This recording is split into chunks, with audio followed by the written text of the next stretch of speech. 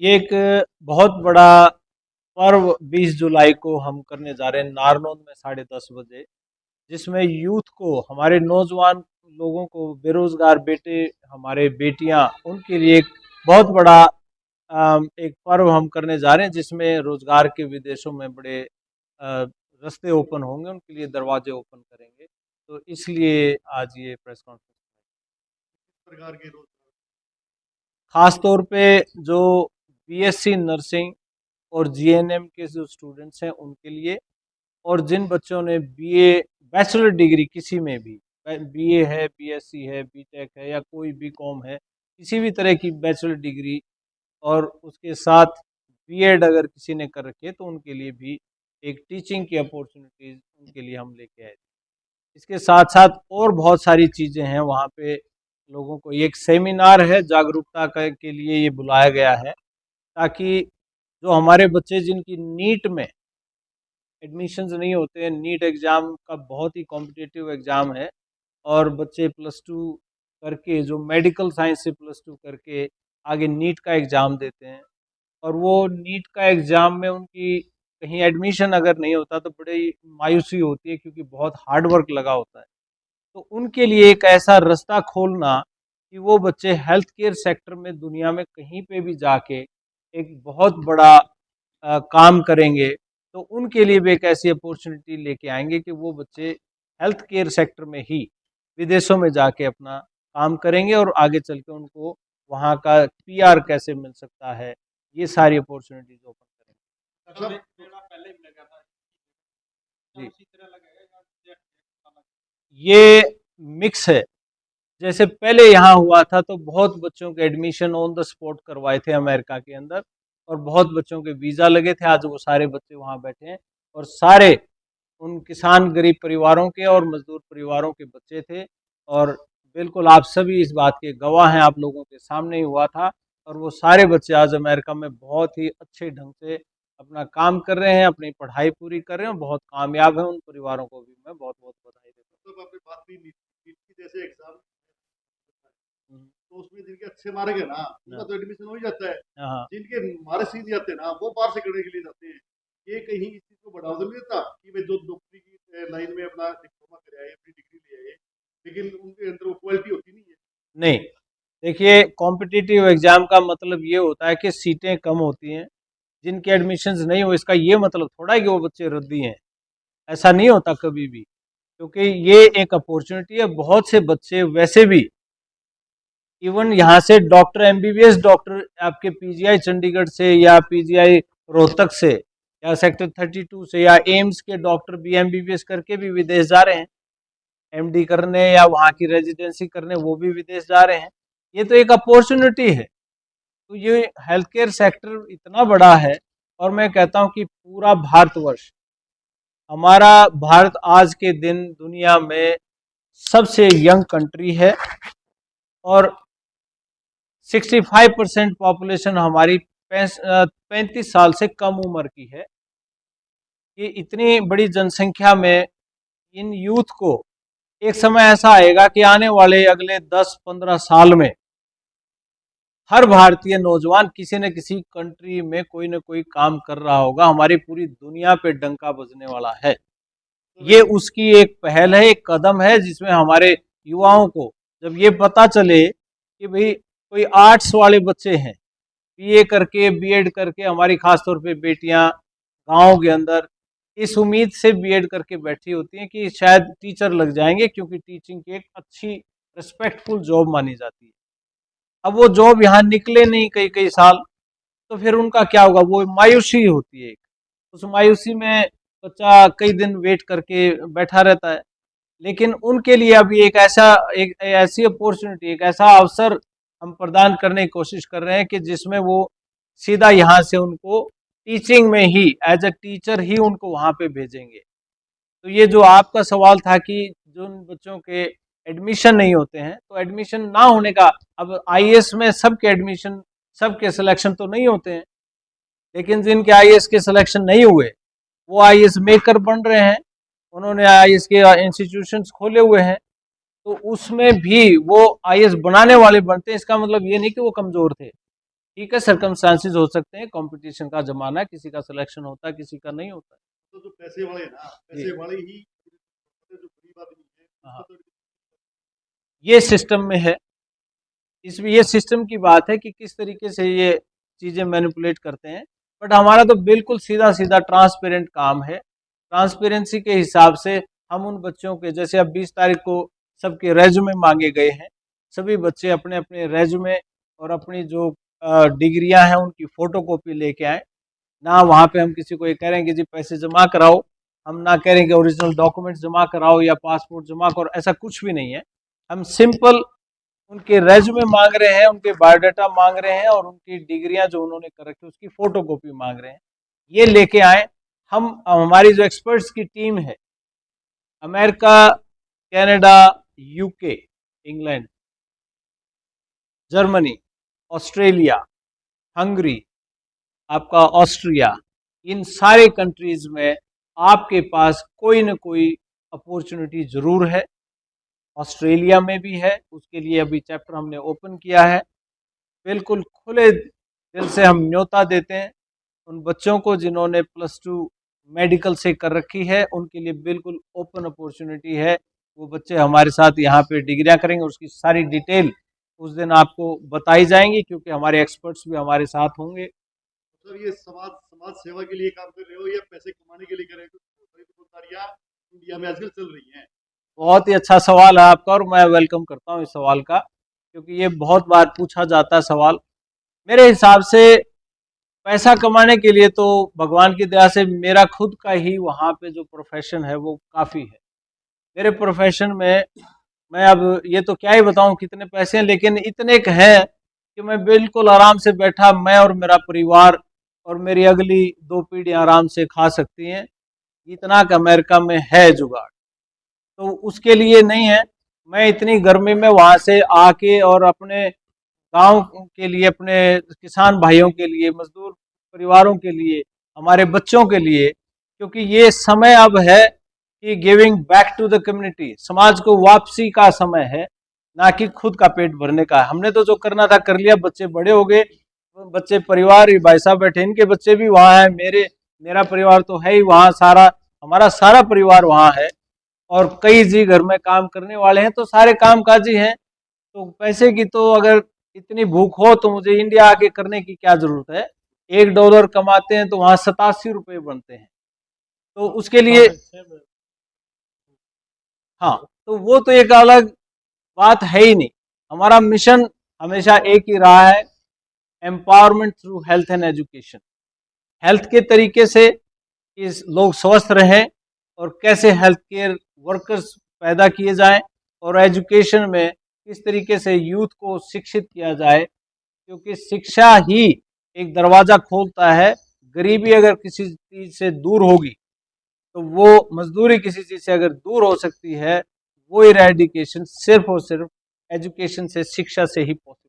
तो दो सवाल है। एक तो जी पिछली बार तो एक यूनिवर्सिटी आई थी, उनके सीईओ आए, जी। तो अब की बार 20 जुलाई को उसी तरीके से कोई मतलब फॉरेन कंट्री से चीफ गेस्ट या कौन आ कौन रहा है? बिल्कुल, एक तो मैं अमेरिका तो आ रहा हूँ आप किसने बुला रहे हो? तो मन्ने तो गेस्ट मानते नहीं, क्योंकि मैं तो, मेरा आपका तो जन्म गांव है जन्म मुहूर्त। ना, और मैं हूं भी नहीं गेस्ट। वहां से बहुत बड़ी कंपनी के सीईओ आ रहे हैं, इंग्लैंड से और जर्मनी से भी काफ़ी बड़े लेवल के लोग आ रहे हैं। तो हमें बिल्कुल डायरेक्ट, देखिए पिछली बार जब यूनिवर्सिटी यहाँ पे आई थी, उसको यहाँ पे लेके आने का मकसद सिर्फ एक था कि लोगों के सामने यूनिवर्सिटी को रूबरू करना, ताकि वो आमने सामने हो। माँ बाप और बच्चे यूनिवर्सिटी के सामने बैठ के, आप लोगों के सामने ही हुआ था कि सब ने अपने सवाल पूछे, सबको बिल्कुल जवाब मिले, ताकि ट्रांसपेरेंसी रहे। ऐसा ना हो यूनिवर्सिटी कुछ कह रही है और बिचौलिया कुछ कह रहा हो और बच्चे को कुछ समझाया गया हो, ऐसा नहीं था। वो ट्रांसपेरेंसी के लिए, हमें पता बहुत से लोगों को इस तरह की तकलीफ भी हुई होगी उस दौरान कि ये क्या खेल खराब कर रहे हैं, क्योंकि हमारा काम था बिल्कुल ट्रांसपेरेंसी के साथ सही बात सही समय पे, सही गाइडेंस, सही डायरेक्शन अगर हो तो हमारे यूथ में इतनी ताकत है, इतना नौजवान हमारा पढ़ा लिखा है कि वो बिल्कुल सही रास्ते पे चलेगा। दूसरी चीज ये है कि जहाँ भी रोजगार मेला लगता है या रोजगार की बात आती है तो खासकर हरियाणा के अंदर बेरोजगारी बहुत ज्यादा है। तो कोई लिमिट रखी है आपने, क्योंकि जैसे इस तरीके की कोई बात आती है हजारों युवा घर से निकल जाते हैं जिनमें पीएचडी वाले भी होते हैं, उनको रोजगार नहीं मिल रहे। कोई लिमिटेशन है कि इतने डॉक्यूमेंट ही हम बच्चों के लेंगे? कोई लिमिटेशन नहीं है। मैं कहता हूँ कि इस तरह की अपॉर्चुनिटी हम लकी हैं, हम सारे बड़े किस्मत वाले हैं, क्योंकि इस तरह की अपॉर्चुनिटी कभी कभी आती हैं। अगर जैसे नर्सिंग की मैं बात कर रहा हूँ, पूरे यूरोपियन कंट्रीज़ में, इंग्लैंड में, ऑस्ट्रेलिया में नर्सिंग की भरमार है। मतलब कि कितनी भी एप्लीकेशंस हों उसमें बिल्कुल 5,000 ले आओ आप, 5,000 लोगों के लिए जॉब।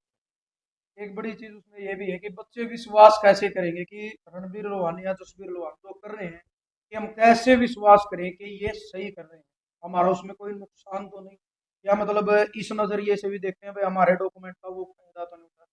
तो ये स्टूडेंट की ओर से एक सवाल है। बहुत अच्छा सवाल है जी।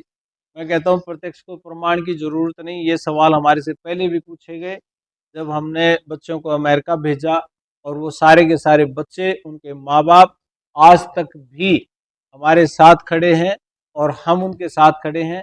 हर बच्चे मेरे को कम से कम भी 50 फ़ोन इन अमेरिका से अब भी आते हैं हर रोज़, जो बच्चे वहाँ गए हुए हैं किसी भी चीज़ के लिए।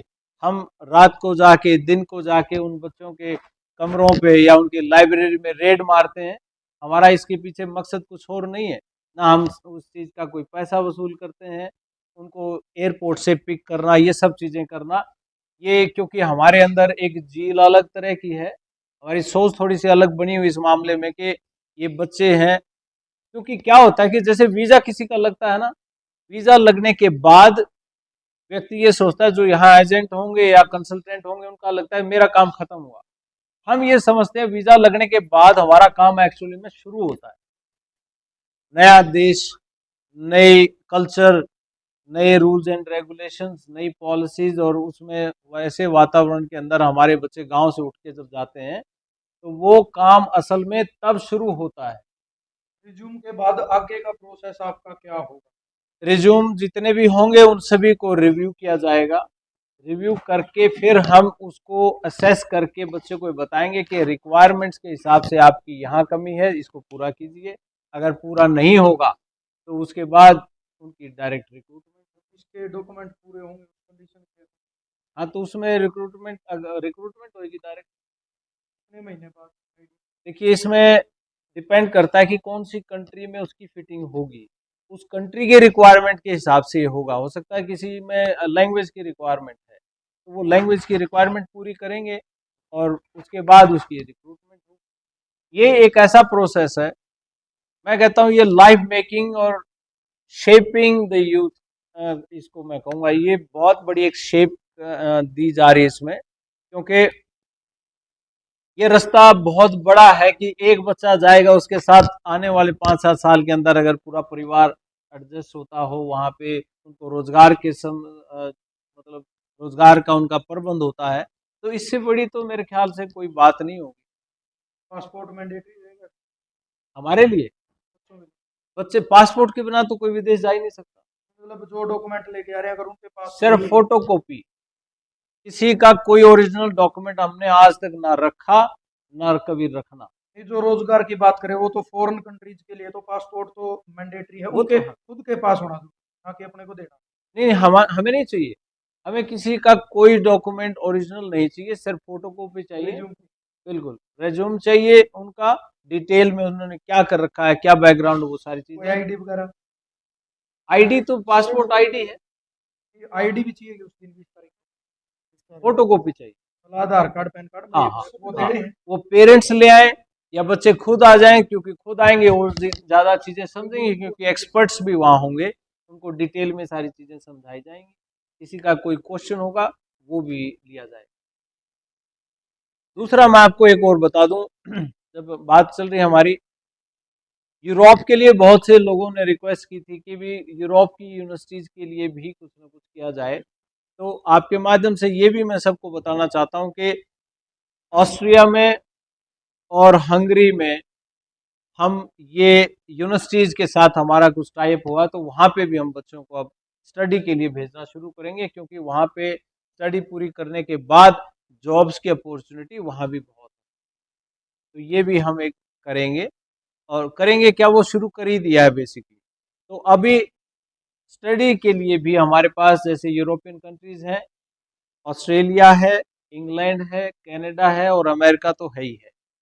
तो ये सारी चीज़ें हैं और ये नया है, और बहुत जल्द ऐसा भी सिस्टम कुछ होने वाला है, क्योंकि उसकी अभी कंफर्मेशन नहीं है तो इसलिए मैं उस पर खुल के बोल नहीं रहा हूँ। ऐसा भी होगा कि 10वीं पास लोगों को भी, जो खेती बाड़ी वाले हमारे भाई हैं, जो कम पढ़े लिखे हैं, किसी कारण से पूरी पढ़ाई नहीं कर सके, उन लोगों के लिए भी, जो कोई डेयरी फार्मिंग वाले हैं, कंस्ट्रक्शन वर्कर्स हैं, या कोई होटल्स में काम करने वाले लोग हैं, सड़क बनाने वाले लोग हैं, या इस तरह के बिजली का काम करने वाले लोग हैं, एसी ठीक करना जानते हैं, प्लम्बर हैं, इस तरह के काम करने वाले लोग हैं, उनकी भी हाँ, ये कह रहे हैं हमें धार काटने वाला भी वो डेयरी फार्मिंग का ही एक हिस्सा है, तो वो लोग भी। लेकिन 20 तारीख को वो फोकस नहीं है, मैं क्लियर कर दूं, कहीं कोई मिसकम्युनिकेशन ना हो। लेकिन ये बहुत जल्द आएगा। हो सकता है कि मैं तो ये भी कहूँगा कि भगवान ऐसी कृपा करे कि नेक्स्ट कॉन्फ्रेंस उन लोगों के लिए भी हो जिन्होंने 10वीं पास कर रखी। तो ऐसा एक बहुत ही, मैं पूरा एक्साइटेड हूँ, मेरी टीम पूरी एक्साइटेड है, क्योंकि इससे जो गेम चेंज होने वाला है, जिससे नौजवान लोगों को जो बुझे बैठे हैं, जो निराश हैं, हताश हैं, बेचारे मायूस हैं कि पढ़ाई पूरी कर ली, मैंने ये देखा कि पीएचडी करने के बाद भी लोगों ने बीएड की है कि नौकरी शायद मिल जाए, और नहीं तो कहीं स्कूल में, प्राइमरी स्कूल में टीचर लग जाएं। तो उन लोगों के लिए मुझे लगता है इससे बड़ी अपॉर्चुनिटी कोई हो नहीं सकती। 3.5-4 लाख रुपए का रोजगार है महीने का, तो मेरा ख्याल बहुत अच्छी टाइमिंग अपॉर्चुनिटी। क्या है तारीख की? मतलब स्टूडेंट कितने बजे से? 10 बजे का समय दिया गया है, तो 10 बजे सभी आए। यही पर फार्म हाउस? आ, या तो यहाँ होगा, लेकिन बारिश का समय है तो देख के कोई ऐसी जगह देख लेंगे, या फिर हाँ, या फिर वो हॉल कर लेंगे वो, तो ताकि, हाँ, धर्मशाला। धन्यवाद।